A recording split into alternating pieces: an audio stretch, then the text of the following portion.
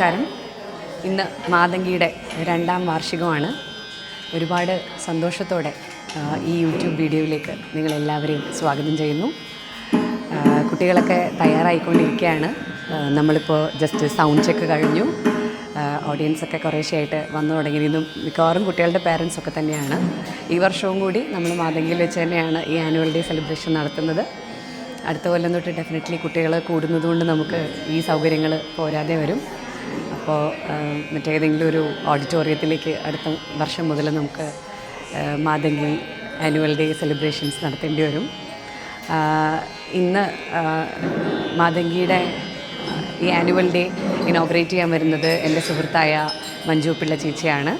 അതോടൊപ്പം തന്നെ കലാധരൻ സാർ, അദ്ദേഹം ഒരു ഡാൻസ് ക്രിട്ടിക്കാണ്. അദ്ദേഹം മാതങ്കി തുടങ്ങിയ കാലം മുതൽ എപ്പോഴും എല്ലാ കാര്യങ്ങളിലും മാതങ്കി ഫെസ്റ്റിവലിലും ഒക്കെ നമ്മളോടൊപ്പമുള്ള ഒരു നിറസാന്നിധ്യമാണ്. അപ്പം അങ്ങനെ എൻ്റെ ഗുരുനാഥയായ പ്രിയദർശിനി ഗോവിന്ദ് പ്രിയയ്ക്ക് മനസ്സിൽ പ്രാർത്ഥിച്ചുകൊണ്ട് ഇന്നത്തെ ഈ പരിപാടി ഇവിടെ ആരംഭിക്കുകയാണ്. ഇന്നത്തെ ഈ ഒരു ആനുവൽ ഡേ സെലിബ്രേഷൻ ഇവിടെ ആരംഭിക്കുകയാണ്. 2 കൊല്ലം മാത്രം പ്രായമുള്ളൊരു കുഞ്ഞു വാവയാണ് ശരിക്കും മാതങ്കി. പക്ഷേ ഇന്നിവിടെ ഒരു 190-ലധികം കുട്ടികൾ പഠിക്കുന്നുണ്ട് എന്നറിയുന്നതിൽ ഒരു ഗുരുനാഥ എന്നല്ല, ഒരു ടീച്ചർ, ഒരു അധ്യാപിക എന്ന നിലയിൽ എനിക്ക് വളരെ സന്തോഷമുണ്ട്. ഇന്ന് എൻ്റെ ഒരു 36 സ്റ്റുഡൻസാണ് ഇന്ന് പെർഫോം ചെയ്യാൻ പോകുന്നത്. അതിൻ്റെ ക്ലിപ്സും നിങ്ങൾക്കെല്ലാവർക്കും ഇന്നത്തെ വീഡിയോയിൽ കാണിക്കും. എല്ലാവരോടും മാതങ്കിയോടൊപ്പം നിന്ന എൻ്റെ കുട്ടികളോടും രക്ഷകർത്താക്കളോടും എല്ലാവരോടുമുള്ള സ്നേഹവും നന്ദിയും ഒക്കെ അറിയിച്ചുകൊണ്ട് നിങ്ങളെ ഈ യൂട്യൂബ് വീഡിയോയിലേക്ക് ഹൃദയപൂർവ്വം സ്വാഗതം ചെയ്യും.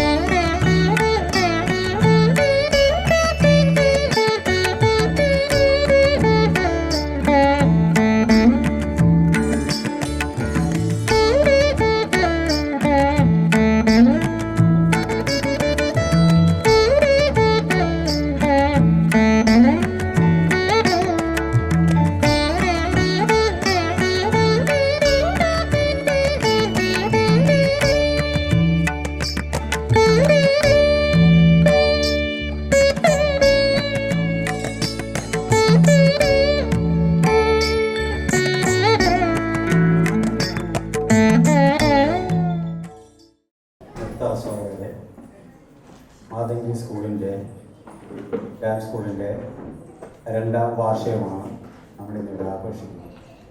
ഈ ചടങ്ങിലേക്ക് വിശിഷ്ടാതിഥികളെ സ്വാഗതം ചെയ്യുക എന്നുള്ളതാണ് എൻ്റെ കർത്തവ്യം. നമുക്ക് ഇന്നിവിടെ എത്തിയിരിക്കുന്ന 2 മഹത് വ്യക്തികൾ എന്ന് പറയുന്നത്, ഒന്ന് മഞ്ജുപിള്ളയും കലാധരൻ മാഷും. മഞ്ജുപിള്ളയെ നിങ്ങൾക്ക് ഏവർക്കും സിനിമയിൽ കൂടെ തന്നെ പരിചിതയാണ്. SP പിള്ള അദ്ദേഹത്തിൻ്റെ ചെറുമകളാണ് നമ്മുടെ മഞ്ജു പിള്ള. പിന്നെ മഞ്ജു പിള്ളയിപ്പോൾ ഞാൻ നിങ്ങൾക്ക് ആർക്കും പരിചയപ്പെടുത്തേണ്ട കാര്യമില്ല. സിനിമയിലായാലും അല്ലാതുള്ള കോമഡി ഷോകളിലൊക്കെ ആയാലും നമുക്ക് സുപരിചിതയാണ്. പക്ഷെ അതിനൊക്കെ ഉപരിയായിട്ട് നമ്മളെ ഞെട്ടിക്കുന്ന സംഭവമാണ് ഹോം അല്ലെങ്കിൽ ഫാമിലി എന്ന് പറയുന്ന 2 ചിത്രങ്ങൾ കൂടി അസാധ്യമായ അഭിനയ പ്രകടനം കാഴ്ചവെച്ചത്.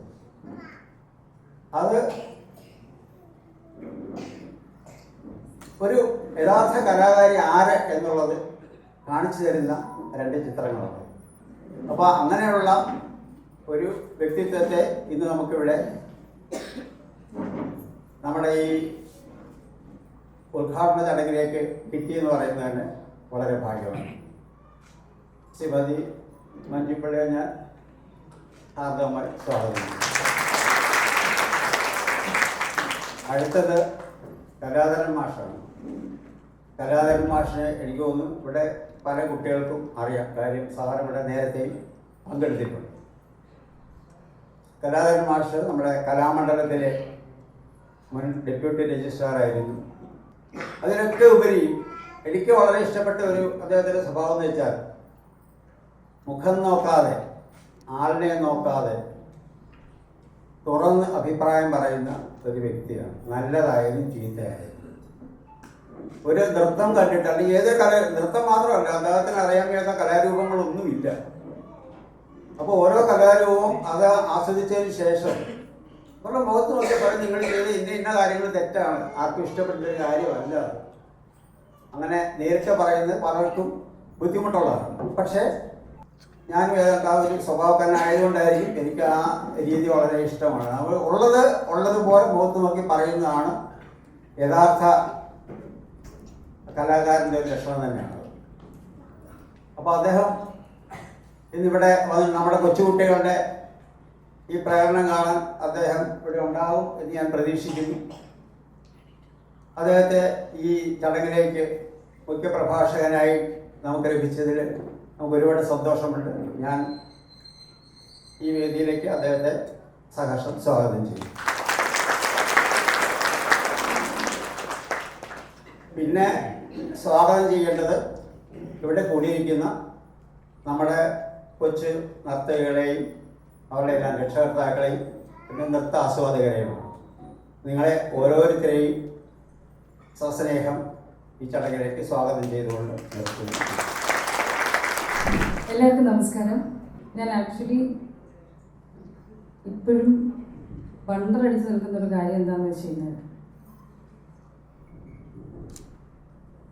ഡാൻസുമായി മുജ്ജന്മ ബന്ധം പോലും ഇല്ലാത്ത എന്നെ എന്തിനാണ് നവ്യ ഉദ്ഘാടനത്തിന് വിളിച്ചതെന്ന് മനസ്സിലാവാതെ വട്ടം കൂടിയിരിക്കുക. സത്യം പറഞ്ഞാൽ ഞാൻ വിളിച്ചപ്പോൾ ഒന്നും എനിക്കിന്ന് ഷൂട്ടുണ്ടായിരുന്നു. ഷൂട്ട് കഴിഞ്ഞ് ഓടി വരിക, ഒന്നും നോക്കാതെ വിളിച്ചപ്പോൾ തന്നെ എനിക്ക് തോന്നുന്നു ന്യൂസിലൻഡിലാണ്, ഓസ്ട്രേലിയയിലാണ് അവിടെ ന്യൂസിലൻഡിൽ എന്നെ വിളിക്കുമ്പോൾ ഞാൻ രണ്ടും കൽപ്പിച്ച് അന്ന് ഷൂട്ടൊന്നും അറിയാം. ഞാൻ എത്തിയേക്കാൻ അറിയാമെന്ന് പറഞ്ഞു, വേറെ ഒന്നും കൊണ്ടല്ല.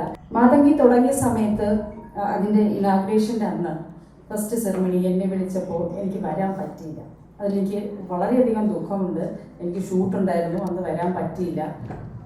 അത് കഴിഞ്ഞ് ഒരു കലാകാരി എന്നുള്ള രീതിയിൽ അല്ലെങ്കിൽ ഒരു ഡാൻസർ എന്നുള്ള രീതിയിൽ നവ്യയുടെ ഉയർച്ച കാണുമ്പോഴൊക്കെ എനിക്ക് വിഷമം തോന്നുമായിരുന്നു. ഉയർച്ച കണ്ടിട്ടല്ല,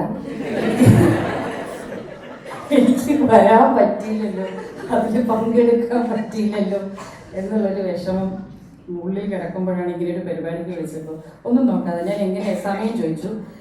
ഒന്നും നോക്കാതെ എന്തായാലും ഞാൻ എത്തണം, ഒരു 5:30 പരിപാടി കഴിയേണ്ടതാണ്, എത്താമെന്ന് പറഞ്ഞ് അങ്ങനെ വന്നതാണ് ഞാൻ. പക്ഷെ എന്നെ എന്തിനാ വിളിച്ചതെന്ന് അറിയില്ല. ഞാൻ താഴെ നേരത്തെ എത്തി, കുറച്ച് നേരത്തെ എത്തി താഴെ ഇരിക്കുമ്പോൾ നവ്യയും മാഷും കൂടി ഇരുന്ന് ഹരിഹരപ്രിയ പറയുന്നു, നടുവന്തിയോ എന്തൊക്കെയോ പറയുന്നു. പൊട്ടൻ ബേക്കറി ഉണ്ടോ ഇരുന്ന് ഞാൻ കുറേ നേരം എന്തെങ്കിലും ഒരു ചാടയ്ക്ക് തലയാട്ടാന്ന് വിചാരിച്ചാൽ പോലും അത് അബദ്ധമാവും. മാഷെങ്ങാനും എൻ്റെ അടുത്ത് ഹരിഹരപ്രിയയെ കുറിച്ച് ചോദിച്ചാൽ എനിക്കൊന്നും പറയാനറിയില്ല. അതുകൊണ്ട് ഞാൻ സൈലൻ്റായിട്ടിരുന്നു, മിണ്ടാതിരുന്നു. അത് കണ്ടിട്ട് വിചാരിച്ചിട്ടുണ്ടാവും എന്ത് എൻ്റെ കുട്ടി നല്ല സാറെ അറിയാൻ വേണ്ടിയിട്ട് ഇരുന്നല്ലോ എന്ന് വിചാരിക്കരുത്. പിന്നെ നവ്യയെ സംബന്ധിച്ച് നവ്യയുടെ തുടക്കം ഇഷ്ടം മുതൽ എനിക്ക് നവ്യയായിട്ട് വളരെ അടുത്ത പരിചയം എന്ന് പറഞ്ഞു കഴിഞ്ഞാൽ അതൊരു ഫോർമൽ വേർഡായി പോകും. പരിചയം എന്നുള്ളത് ഒരു സ്നേഹബന്ധമാണ്. ഒരുപാട് വർക്കുകൾ ചെയ്തു, ഒരുപാട് ഷോ ചെയ്തു. ഒരു ചേച്ചി എന്നതിലുപരി ഒരു സുഹൃത്തായിട്ടാണ് എപ്പോഴും ഞങ്ങൾ നിന്നിട്ടുള്ളത്. നവ്യയുടെ ഒരുപാട് ഉയർച്ചകൾ എന്നെ അത്ഭുതപ്പെടുത്തിയിട്ടുണ്ട്. എനിക്ക് തോന്നിയിട്ടുണ്ട് ആർട്ടിസ്റ്റ്, സിനിമാ നടി, സിനിമ ആക്ട്രസ്സായിട്ട് നിൽക്കുമ്പോഴും നവ്യയുടെ പാഷൻ എന്ന് പറയുന്നത് എന്നും നൃത്തമായിരുന്നു. അപ്പോൾ നവ്യയെ സംബന്ധിച്ച് നവ്യയുടെ ജീവനാണെന്ന് എനിക്ക് പലപ്പോഴും തോന്നിയിട്ടുണ്ട്. പലപ്പോഴും മാതങ്കിയുടെ റീൽസും കാര്യങ്ങളൊക്കെ കാണുമ്പോൾ എനിക്ക് സന്തോഷം തോന്നാറുണ്ട്. എന്തായാലും ഡാൻസ് അറിയില്ല എങ്കിൽ കൂടിയും മാതങ്കിയുടെ 2ാമത്തെ ബർത്ത്ഡേക്ക് ജന്മദിനത്തിന് എന്നെ ഇവിടെ ക്ഷണിച്ചതിൽ വളരെ സന്തോഷം നവ്യ. എൻ്റെ ഹൃദയത്തിൽ നിന്നും ഒരുപാട് സ്നേഹം, ഒരുപാട് പ്രാർത്ഥന, നല്ല മനസ്സമാധാനത്തോടു കൂടി ജീവിക്കാൻ പറ്റട്ടെ നവ്യ. നല്ല മനസ്സമാധാനത്തോടു കൂടി ഈ മാതങ്കി നടത്താൻ പറ്റട്ടെ. അതിനുവേണ്ട എല്ലാ പ്രാർത്ഥനയും ഒരുപാട് ഒരുപാട് ഒരുപാട് ഉയരങ്ങളിലെത്തിട്ട് നവ്യ. അത്രയും പറയാനുള്ളൂ. Thank you. പ്രിയപ്പെട്ട മഞ്ജുപിള്ള, വേദിയിലെ മറ്റുള്ളവരെ പറ്റി ഞാൻ പ്രത്യേകിച്ച് പറയേണ്ടതില്ല. നവ്യ ഈ സ്ഥാപനം തുടങ്ങിയ സമയം മുതൽ ഞങ്ങൾ തമ്മിൽ വളരെ അടുത്ത പരിചയമുണ്ട്. മാതങ്കി ഫെസ്റ്റിവലിലും എനിക്ക് ഇക്കഴിഞ്ഞ വർഷം പങ്കെടുക്കാൻ പറ്റി. ഇക്കഴിഞ്ഞ ഫെസ്റ്റിവലിന് അതിന് മുമ്പുള്ള വർഷം ഞാൻ US-ലായിരുന്നു, എനിക്ക് വരാൻ പറ്റിയില്ല. അതൊരു നഷ്ടമായിരുന്നു. പ്രാവശ്യം അതിൽ പങ്കെടുക്കാനും കഴിഞ്ഞു. ഞാൻ എപ്പോഴും ആലോചിച്ചിട്ടുള്ളൊരു സംഗതി, നമ്മൾ ഡാൻസ് പഠിക്കുകയാണെന്ന് ആരെങ്കിലും പറഞ്ഞാൽ എന്ത് പഠിക്കുകയാണെന്നാണ് നമ്മൾ സാമാന്യ നിലയ്ക്ക് ഉദ്ദേശിക്കുന്നത്. ആരോട് വേണമെങ്കിൽ ചോദിച്ചു നോക്കോളൂ. ഭരതനാട്യം പഠിക്കുക എന്നുള്ളതിനാണ് ഡാൻസ് പഠിക്കുക എന്ന് പറയുന്നത്. അതിനർത്ഥം ഭാരതത്തിലെ ഏത് നൃത്ത കലാരൂപത്തെക്കാൾ വ്യാപ്തിയും അതിനേക്കാളൊക്കെ സാർവലൗകികതയും സമ്മതിയും കൈവന്നിട്ടുള്ള ഒരു നൃത്തരൂപം എന്നത് ഭരതനാട്യമാണ്. അതിന് ഇപ്പം നമ്മൾ മലയാളികളായിട്ടുള്ള ആളുകൾ വിഷമിച്ചിട്ടൊരു കാര്യമില്ല. കേരളത്തിന് തനതായ വളരെ സമ്പന്നമായ ശാസ്ത്രീയ കലകളുടെ ഒരു പാരമ്പര്യമുണ്ട്. മറ്റൊരു സംസ്ഥാനത്തിനും മറ്റൊരു പ്രദേശത്തിനും അവകാശപ്പെടാനില്ലാത്ത വിധത്തിൽ കൃഷ്ണനാട്ടം പോലൊരു ശാസ്ത്രീയ നൃത്തകല, കൂടിയാട്ടം പോലെ ഒരു സംസ്കൃത നാടകാഭിനയ പ്രസ്ഥാനം, കഥകളി പോലെ നൃത്തവും നൃത്യവും ഗീതവും മേളവും എല്ലാം സമ്മേളിക്കുന്ന ശില്പ ചിത്ര സൗന്ദര്യം തികഞ്ഞ ഒരു കലാരൂപം, മോഹിനിയാട്ടം പോലെ ഒരു സ്ത്രീ നർത്തന രൂപം, ഇതൊക്കെ കേരളത്തിന് മാത്രം അവകാശപ്പെട്ടത്. ചലിക്കുന്ന ശില്പങ്ങളുടെ ഒരു സൗന്ദര്യ പ്രമാണത്തെയാണ് നമ്മൾ നൃത്തം എന്ന് പറയുക. അതിൻ്റെ പരമസാക്ഷാത്കാരമാണ് ഭരതനാട്യം. ആ ഭരതനാട്യത്തിൽ ഇപ്പോൾ നവിയൊക്കെ ഈ അടുത്ത കാലത്ത് പ്രിയദർശിനി ഗോവിന്ദൻ്റെ ശിഷ്യയായതിനു ശേഷമൊക്കെ വളരെയധികം അതിൽ പ്രയത്നിച്ച് അതിലെ ഏറ്റവും പ്രധാനമായ വർണ്ണത്തിൻ്റെ അതിൻ്റെ വളരെ സൂക്ഷ്മമായ സങ്കേതങ്ങളെയും ഭാവാത്മകതയെയും സ്വാംശീകരിക്കാൻ നവിക്ക് സാധിച്ചിട്ടുണ്ട്. ഞാൻ ഈ അടുത്തിടയ്ക്ക് തന്നെ തൃപ്പൂണിത്തുറ ഒരു പരിപാടി ഞാൻ കണ്ടു. അതിലെ വർണ്ണം എനിക്ക് വളരെയധികം ബോധിച്ചു. നവിയെ പഠിപ്പിക്കുന്ന വിദ്യാർത്ഥിനികൾക്കും അവർക്കൊക്കെ അവരിലൂടെ ഒക്കെ ഈ നൃത്തത്തിൻ്റെ സൗന്ദര്യം നമ്മുടെ കേരളത്തിൽ വ്യാപിക്കട്ടെ എന്ന് ഞാൻ പ്രാർത്ഥിക്കുന്നു. ഡാൻസ് ലിറ്ററസി എന്ന് പറയുന്നത് കേരളത്തിൽ സാമാന്യ നിലയ്ക്ക് ഇല്ല എന്ന് തന്നെ ഞാൻ പറയാം. വളരെ കുറവാണ് ഡാൻസ് ലിറ്ററസി. ഓരോ നൃത്തരൂപത്തിൻ്റെയും സൗന്ദര്യത്തെ സൂക്ഷ്മമായി വ്യത്യസ്തമായി മനസ്സിലാക്കാനുള്ള ഒരു അവബോധം ശേഷി വളർത്തിയെടുക്കുന്നതിൽ നമ്മുടെ യുവനർത്തകർക്ക് വലിയ ഒരു പരിശ്രമം, അവരുടെ ഒരു പങ്കാളിത്തം വളരെ വലുതാണ്. അതിന് ഇനിയും ഈ നൃത്ത സ്ഥാപനത്തിനും നവ്യയ്ക്കും സാധിക്കട്ടെ എന്ന് ഹൃദയംഗമമായി പ്രാർത്ഥിക്കുന്നു. നന്ദി പ്രകാശിപ്പിക്കുക എന്നുള്ളതാണ് ഇതിൽ നിക്ഷിപ്തമായ കർത്തവ്യം. ആദ്യമായി എൻ്റെ സഹോദരി തുല്യായ കൂട്ടുകാരിയായ സഹപ്രവർത്തകയായ മഞ്ജു പിള്ള എന്ന മഞ്ജു ചേച്ചിക്ക് എൻ്റെ ഹൃദയം നിറഞ്ഞ നന്ദി ഞാൻ രേഖപ്പെടുത്തുകയാണ്. രണ്ട്, എനിക്ക് നന്ദി പ്രകടിപ്പിക്കാനുള്ളത് കലാധരൻ സാറിനോടാണ്. അദ്ദേഹത്തിന് കലയോടുള്ള സ്നേഹം, കലാകാരികളോടുള്ള വാത്സല്യം, നൃത്തത്തിനോടുള്ളൊരു അഭിനിവേശം, ഇതൊക്കെ എന്നും മായാതെ ഇങ്ങനെ നിൽക്കുന്നത് എനിക്കൊരു അത്ഭുതമാണ്, കൗതുകമാണ്. അപ്പോൾ സാറ് എൻ്റെ ഒരു പെർഫോമൻസ് കണ്ടിട്ട് ആദ്യം വളരെ പണ്ട് സാറിനോട് ഞാൻ അഭിപ്രായം ചോദിച്ചിട്ടുണ്ട്. എങ്ങനെയുണ്ടായിരുന്നു സാർ? വലുതായിട്ടൊന്നും പറയാറില്ല, അങ്ങനെയൊക്കെ പോകും.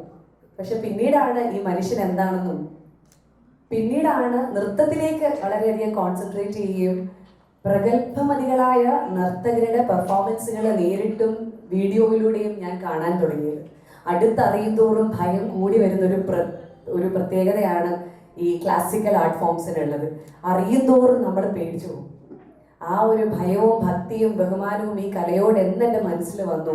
അതിനുശേഷം എൻ്റെ ഒരൊറ്റ പെർഫോമൻസ് കഴിയുമ്പോഴും എങ്ങനെയുണ്ടായിരുന്നു എന്ന് ഞാൻ ഒരിക്കലും കലാധരൻ സാറിനോട് ചോദിച്ചിട്ടില്ല. കാരണം നന്നായെങ്കിൽ അദ്ദേഹം പറഞ്ഞോളും. ഒരു ഗുരുനാഥയ്ക്ക് മുകളിൽ പലപ്പോഴും ഒരു അമ്മ എന്നുള്ള നിലയിൽ പോലും എൻ്റെ ജീവിതത്തിലെ എല്ലാ കാര്യങ്ങളിലും എനിക്ക് താങ്ങായി നിൽക്കുന്ന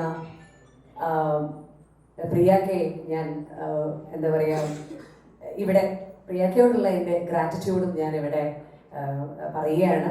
അപ്പോൾ കലാധരൻ സാറിനോടും പ്രിയക്കയോടും രണ്ടുപേരോടുള്ള എൻ്റെ ഹൃദയം നിറഞ്ഞ നന്ദി ഞാൻ രേഖപ്പെടുത്തുന്നു. അടുത്തതായി എനിക്ക് നന്ദി പറയുന്നത് ഒരു വളരെ എന്താ പറയുക, ഒരു അണ്ടർസ്റ്റേറ്റ്മെൻ്റ് ആയി പോകുന്ന രണ്ട് വ്യക്തികളോടാണ് എനിക്ക് നന്ദി പറയാനുള്ളത്. എൻ്റെ പാരൻസിനോടാണ്, എൻ്റെ അച്ഛനും അമ്മയും. എൻ്റെ അച്ഛനെ കുറിച്ച് എനിക്ക് പലപ്പോഴും അഭിമാനം തോന്നാറുണ്ട്. കാരണം വളരെ ചെറിയ കുട്ടിയായിരിക്കുമ്പോൾ മുതൽ എത്രയോ സമയം ചിലവഴിച്ച് എൻ്റെ നൃത്തത്തിന് വേണ്ടി എൻ്റെ ഒപ്പം വന്നിരുന്ന് ഓരോ ഐറ്റംസും എന്നെ പഠിപ്പിക്കുമ്പോൾ അത് കണ്ട് മനസ്സിലാക്കി തിരിച്ച് വീട്ടിലെത്തി എന്നെ അത് കൃത്യമായി പരിശീലിപ്പിച്ചത് കൊണ്ടാണ് എനിക്ക് എന്തെങ്കിലുമൊക്കെ നൃത്തത്തിൽ വളരെ ചെറുപ്പത്തിൽ ഈ പറയുന്ന യൂത്ത് ഫെസ്റ്റിവലിൻ്റെ ഒരു സിസ്റ്റം ഒക്കെ നല്ലതല്ല എന്ന് നമുക്കിപ്പോഴാണ് മനസ്സിലാവുന്നത്. അന്ന് നമുക്ക് യൂത്ത് ഫെസ്റ്റിവൽ ഒരു വലിയ സന്തോഷം തരുന്ന ഒന്നായിരുന്നു. അപ്പോൾ ആ യൂത്ത് ഫെസ്റ്റിവലിൽ എന്തെങ്കിലുമൊക്കെ ആയിത്തീരാൻ എന്നെ പരിശീലിപ്പിച്ചെടുത്തത് എൻ്റെ ഒപ്പം എൻ്റെ പഠനത്തിലും എൻ്റെ വളർച്ചയിലും എൻ്റെ കലയിലും എൻ്റെ ഉയർച്ചയിലും സന്തോഷം കണ്ടെത്തിയ എൻ്റെ അച്ഛനായിരുന്നു. അച്ഛൻ്റെ ഒരു പരിശ്രമമാണ് എനിക്ക് കിട്ടിയിട്ടുള്ള എല്ലാ പ്രൈസുകളും. പിന്നെ മാതങ്കിയുടെ ഓൾ ഇൻ ഓൾ ആണ് അമ്മ. ഇവിടെ അമ്മയെ വീണാമ്മ എന്ന് വിളിച്ച് അമ്മയോടൊപ്പം എന്താ പറയുക, അമ്മയെ ചേർത്ത് പിടിച്ച് നടക്കുന്നവരാണ് ഇവിടുത്തെ ഓരോ പാരൻസും. അപ്പം അങ്ങനെ എൻ്റെ അച്ഛനോടും അമ്മയോടും നന്ദി പറയുന്നതൊരു നന്ദി വാക്കുകളാൽ പറയുന്നതിൽ വലിയ അർത്ഥമില്ലെങ്കിൽ പോലും ഔപചാരികതയുടെ പേരിൽ എൻ്റെ അച്ഛനോടും അമ്മയോടും എൻ്റെ ഹൃദയം നിറഞ്ഞ നന്ദി ഞാൻ രേഖപ്പെടുത്തിക്കൊള്ളട്ടെ. മാതങ്കി സ്കൂളിൻ്റെ അല്ലെങ്കിൽ ഡാൻസ് സ്കൂളിൻ്റെ ബാക്ക് ബോൺ എന്ന് പറയുന്നത് എൻ്റെ ടീച്ചേഴ്സാണ്. ശ്രുതി, അതുപോലെ അശ്വതി, വർഷ, ഇവർ 3 പേരാണ് എൻ്റെ ടീച്ചേഴ്സ്. ശ്രുതി നമ്മുടെ കുഞ്ഞുങ്ങളോട് കാണിക്കുന്ന ഒരു ഡെഡിക്കേഷൻ, അവരെ ആ ഐറ്റംസ് പഠിപ്പിച്ച് കഴിയുമ്പോൾ ഉണ്ടാകുന്ന ഒരു എന്താ പറയുക, ഞാൻ എൻ്റെ മക്കൾക്ക് കെട്ടിപ്പിടിച്ച് നന്നായിരുന്നു എന്ന് പറഞ്ഞ് ഞാൻ കെട്ടിപ്പിടിച്ച് ഉമ്മ കൊടുക്കുമ്പോൾ എൻ്റെ ടീച്ചേഴ്സിനെ കെട്ടിപ്പിടിച്ച് ഞാൻ ഉമ്മ കൊടുക്കും. കാരണം അവരുടെ അധ്വാനമാണ് എൻ്റെ കുട്ടികൾ കളിക്കുന്നത്. അതിന് പിന്നീടാണ് ഞാൻ കറക്ഷനിലേക്ക് വരുന്നത്. അപ്പം എത്ര കളിക്കാൻ താല്പര്യമില്ലാന്ന് മടി പിടിച്ചും ഒക്കെ ഇരിക്കുന്ന കുഞ്ഞുങ്ങളെയും ആ ഒരു മിനിമം രീതിയിലേക്ക് എത്തിക്കാൻ വേണ്ടി എൻ്റെ ടീച്ചേഴ്സ് എടുക്കുന്ന ഒരു പ്രയത്നം, അത് എനിക്ക് കാണാതിരിക്കാൻ പറ്റില്ല. എന്നും ഞാൻ ശ്രുതിയോടും അശ്വതിയോടും വർഷയോടും ഈ കടപ്പെട്ടിരിക്കുന്നു. എന്നും എൻ്റെ ഒപ്പം ഇവരുണ്ടാകും എന്ന് ഞാൻ ആത്മാർത്ഥമായിട്ട് പ്രതീക്ഷിക്കുന്നു, ആഗ്രഹിക്കുന്നു. അടുത്തത് എനിക്ക് നന്ദി പറയേണ്ടത് എൻ്റെ സ്റ്റുഡൻസിനോടാണ്. എൻ്റെ സ്റ്റുഡൻസ് ആയി ഇവിടെ വന്ന എന്നെക്കാൾ പ്രായമുള്ളവരുണ്ട്, എന്നെക്കാൾ പ്രായം കുറഞ്ഞവരുണ്ട്, എൻ്റെ മകനേക്കാൾ ചെറിയ മക്കളും ഉണ്ട് ഇവിടെ പഠിക്കുന്നവർ. എല്ലാവരെയും എനിക്ക് എൻ്റെ മക്കളെ എൻ്റെ സ്വന്തം കുഞ്ഞുങ്ങളെ പോലെ തന്നെ, എൻ്റെ സ്വന്തം കുഞ്ഞിനെ പോലെ തന്നെയാണ് തോന്നുന്നത്. ഓരോരുത്തരും നന്നാവണം എന്ന് അതിയായ ആഗ്രഹം ഓരോ ദിവസം ക്ലാസ് എടുക്കുമ്പോഴും എൻ്റെ ഉള്ളിലുണ്ട്. നിങ്ങൾ പേരൻസിനോടും കുട്ടികളോടും ഇവിടെ ഏത് ഫംഗ്ഷൻ വന്നാലും, മാതങ്കി ഫെസ്റ്റിവൽ ആയിക്കോട്ടെ, നമ്മുടെ ആനുവൽ ഡേ ആയിക്കോട്ടെ, ഓണം സെലിബ്രേഷൻ ആയിക്കോട്ടെ, ശ്രീകൃഷ്ണ ജയന്തി ആയിക്കോട്ടെ, എന്ത് പരിപാടി പറഞ്ഞാലും എൻ്റെ കുട്ടികളും അവരുടെ പേരൻസും ഒറ്റക്കെട്ടായി എന്നോടൊപ്പം നിൽക്കുന്നു എന്നുള്ളതാണ് മാതങ്കി എന്ന പ്രസ്ഥാനത്തിൻ്റെ ഏറ്റവും വലിയ ശക്തി. ആ ശക്തി മേൽക്കുമേൽ എൻ്റെ കൂടെ തന്നെ നിങ്ങൾ ഉണ്ടാവും എന്ന് ആത്മാർത്ഥമായി പ്രാർത്ഥിച്ചുകൊണ്ടും പ്രതീക്ഷിച്ചുകൊണ്ടും ഈശ്വരൻ എൻ്റെ കുഞ്ഞുങ്ങളെ അനുഗ്രഹിക്കട്ടെ എന്ന് പ്രാർത്ഥിച്ചുകൊണ്ട്, ഗുരുവായൂരപ്പനോട് പ്രാർത്ഥിച്ചുകൊണ്ട്, ഒരിക്കൽ കൂടി മാതങ്കിയുടെ ഈ 2ാം പിറന്നാൾ ആഘോഷിക്കാൻ എത്തിയ എൻ്റെ സുഹൃത്തായ മഞ്ജു ചേച്ചിക്കും, കലാധരൻ സാറിനും, എൻ്റെ പേരൻസിനും, ജഗദീശ്വരനോടും, പിന്നെ എൻ്റെ കുട്ടികളോടും എൻ്റെ കുട്ടികളുടെ രക്ഷകർത്താക്കളോടുമുള്ള എൻ്റെ ഹൃദയമായ നന്ദി രേഖപ്പെടുത്തിക്കൊണ്ട് നിർത്തുന്നു. Thank you so much. Shri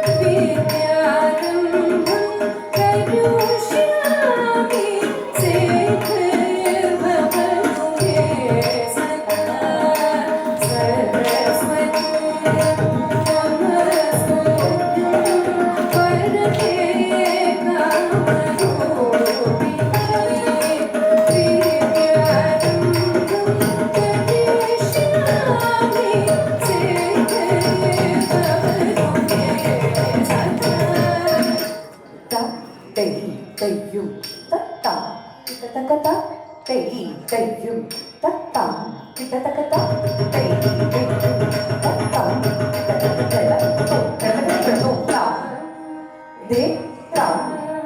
കിട്ടത്തക്ക തെയ് തെയ് കിട്ടത്തക്കത്ത കിട്ടത്തക്ക തെയ് തെയ് കിട്ടത്തക്കത്ത